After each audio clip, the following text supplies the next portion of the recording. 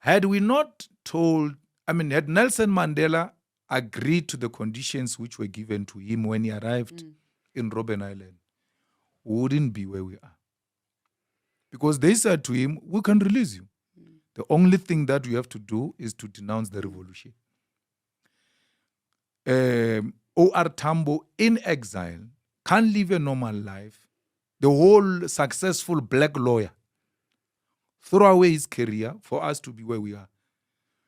He never said in 10 years, in 20 years, in 30 years, if this thing doesn't happen, I'm throwing it away. No, he stayed the course. And here we are.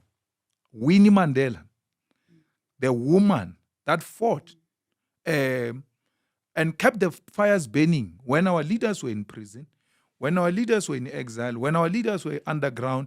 She kept the fires burning, got humiliated, violated, harassed by the police, never gave up on the cause, got arrested and put in an isolated cell alone.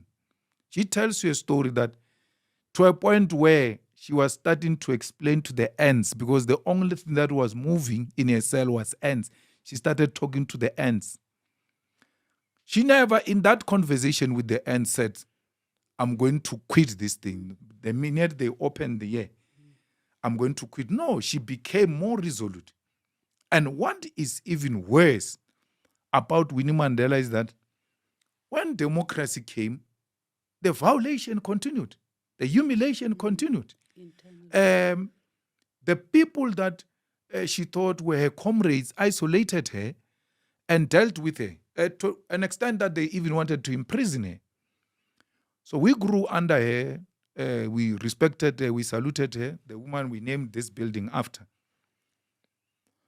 But at the back of our minds and in our hearts, we always knew that Winnie Mandela is hated by white people.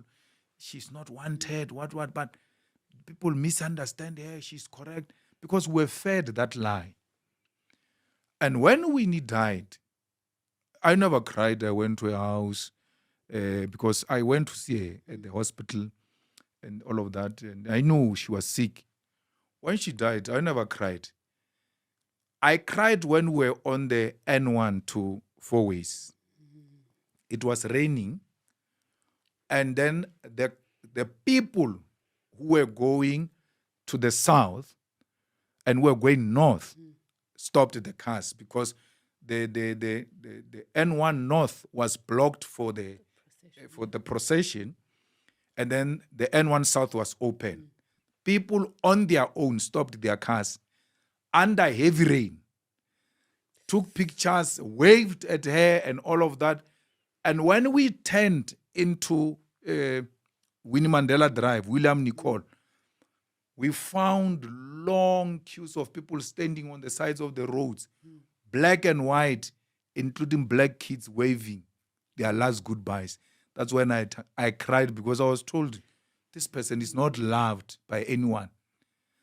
Kids under heavy rains, whites with privilege, they had nothing, no reason, none whatsoever, to get out of their comfortable houses to come and wave at her under heavy rains because people know their leaders.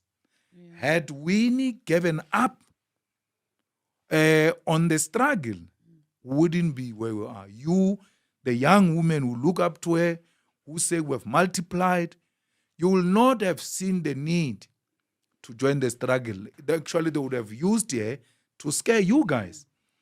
And it's not only her, there are many women like that. I mean, I was watching one interview of Thandi Modise, and the interviewer just missed an opportunity to ask her about her prison life.